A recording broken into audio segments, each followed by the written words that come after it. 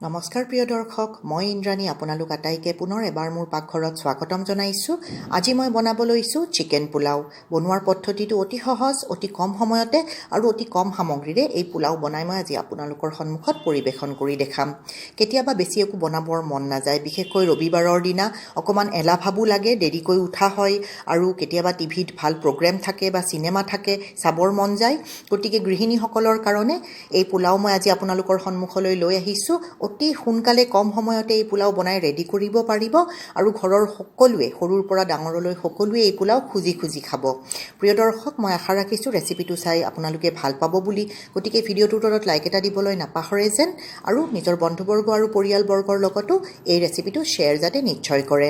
যিবোৰ দৰ্শক প্ৰথমবাৰলৈকে মোৰ চেনেলত আহিছে, চেনেলটো ছাবস্ক্ৰাইব কৰি ল'ব আৰু ওচৰত থকা বেল আইকনটোও দবাই দিব, যাতে মই আপলোড কৰাৰ লগে লগে ৰেচিপিবোৰ আপোনালোকে গম পাই যায় আৰু চাব পাৰে।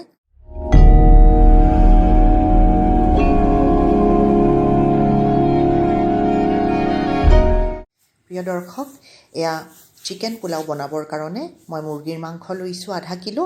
ভালদৰে ধুই পৰিষ্কাৰ কৰি ৰাখিছোঁ। পিচবোৰ মই মজলীয়া আকাৰতে ৰাখিছোঁ। এতিয়া 2 টেবুল স্পুন দৈ মই চিকেনখিনিৰ লগত মেৰিনেট কৰিম। বেছি দৈ নালাগিব। আধা কিলো মাংসত মই 2 টেবুল স্পুন দৈ ব্যৱহাৰ কৰিছোঁ। সোৱাদমতে নিমখ দিছোঁ। শুকান জলকীয়াৰ গুড়ি আধা চামুচ দিছোঁ। এয়া চিকেন মছলা ব্যৱহাৰ কৰিছোঁ। যিকোনো ভাল কোম্পানীৰ চিকেন মছলা লৈ ল'ব। মই সৰু চামুচেৰে এচামুচ দিছোঁ আৰু সৰু চামুচেৰে আধা চামুচ আদা নহৰু বটা। এই গোটেইখিনি একেলগে ভালদৰে মিক্স কৰি ল'ম আৰু এইখিনি ভালদৰে মেৰিনেট কৰিব থ'ব লাগিব প্ৰায় 45 মিনিটৰ পৰা 1 ঘণ্টা সময়। যিমান ভালদৰে মেৰিনেট কৰিব চিকেন পোলাওৰ টেষ্টটো সিমান বঢ়িয়া হ'ব। এয়া চাওক, ভালদৰে সানি ল'লোঁ আৰু এয়া ঢাকি মই প্ৰায় 1 ঘণ্টা সময়ৰ কাৰণে এইখিনি থৈ দিলোঁ। এয়া মই বাসমতী চাউল লৈছোঁ, 2 বাটি বাসমতী চাউল লৈছোঁ। কিলোৰ হিচাপত আধা কিলো বাসমতী চাউল ভালদৰে ধুই পৰিষ্কাৰ কৰি এতিয়া মই পানীখিনি আপোনালোকে দেখা পাইছে, এয়া প্ৰায় 15 মিনিটৰ কাৰণে তিয়াই থৈ দিলোঁ। আৰু এয়া গৰম মছলাৰ ভিতৰত আধা চামুচ গোটা জিৰা, 5-6টা লং, 1 ইঞ্চিমানৰ ডালচেনি দুফাল লৈছোঁ, 3টা ইলাচি লৈছোঁ, 15-20টা জালুকৰ গুটি লৈছোঁ আৰু এয়া দুখিলা তেজপাত ৰাখিছোঁ আৰু 2টা ডাঙৰ পিঁয়াজ দীঘলীয়াকৈ এইদৰে মিহি মিহিকৈ কাটি লৈছোঁ।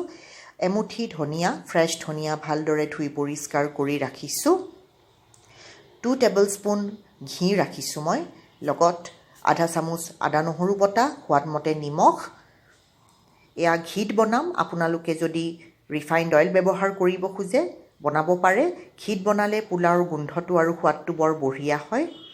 এতিয়া ঘি ভালদৰে গৰম হোৱাৰ পিছত ইয়াতে গোটা গৰম মছলাখিনি ঢালি দিছোঁ।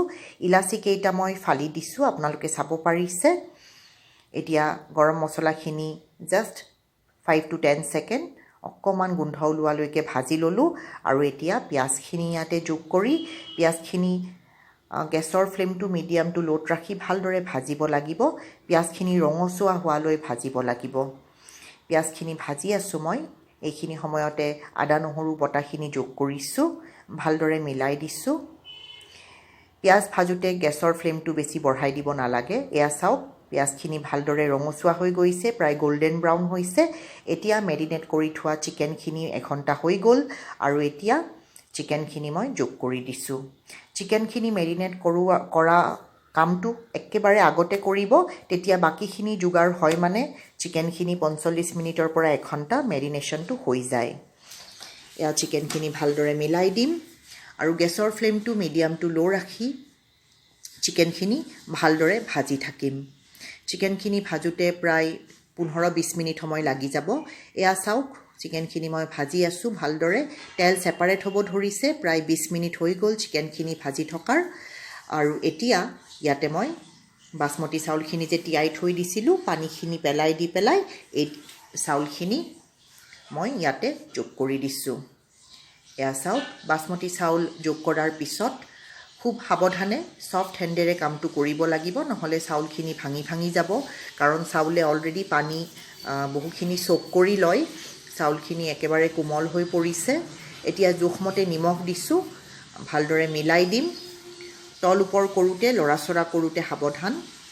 আৰু এতিয়া জোখমতে পানী দিছোঁ মই 2 বাটি চাউল লৈছিলোঁ চাউলখিনি তিয়াই থৈ দিছিলোঁ 15-20 মিনিটৰ কাৰণে সেইকাৰণে মই 3.5 বাটি পানী ব্যৱহাৰ কৰিছোঁ পোলাও বনাওঁতে সাধাৰণতে যিমান চাউল লওঁ মই আগতেও কৈছোঁ দুগুণ পানী দিব লাগে যদি চাউলখিনি তিয়াই থৈ নিদিয়ে তিয়াই থলে চাউলে পানী অকমান শুহি লয় গতিকে কম পানী ব্যৱহাৰ কৰিব লাগিব এতিয়া ফ্ৰেছ ধনিয়াখিনি ওপৰত দি দিছোঁ আৰু এইখিনি উতল আহাৰ কাৰণে থৈছোঁ এয়া পোলাওৰ মিশ্ৰণটো উতল আহাৰ পিছত ঢাকন বন্ধ কৰি দিলোঁ হুচেল আহিবৰ কাৰণে থলোঁ প্ৰেছাৰৰ 2টা হুচেল আহাৰ কাৰণে মই থৈছোঁ 2টা চিটি আহাৰ পিছত ভাপখিনি নিজে নিজে নোহোৱা হ'ব দিছোঁ প্ৰথমতে তাৰে পিছত এয়া ঢাকন খুলি আপোনালোকক দেখাইছোঁ এয়া চাওক পোলাও ৰেডি হৈছে চাউল খুব সুন্দৰকৈ সিজিছে এটা হৈ আছে লগা লগা হোৱা নাই বাসমতি চাউলৰ লেনটো খুব বঢ়িয়া হৈ আছে আপোনালোকে চাব পাৰিছে এতিয়া অকমান তল ওপৰ কৰি দিছোঁ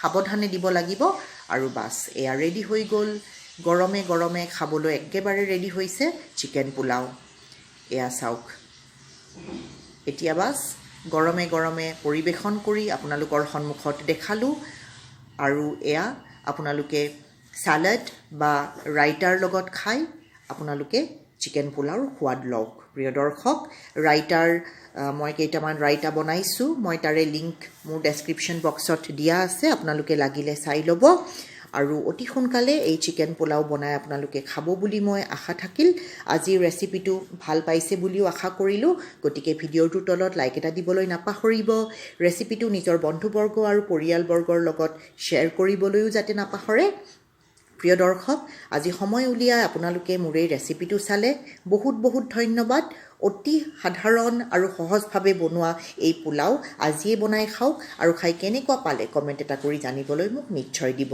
আজিলৈ আহোঁতে নহ'লে অতি সোনকালে লগ পাম পুনৰ এক নতুন ৰেচিপিৰ সৈতে ধন্যবাদ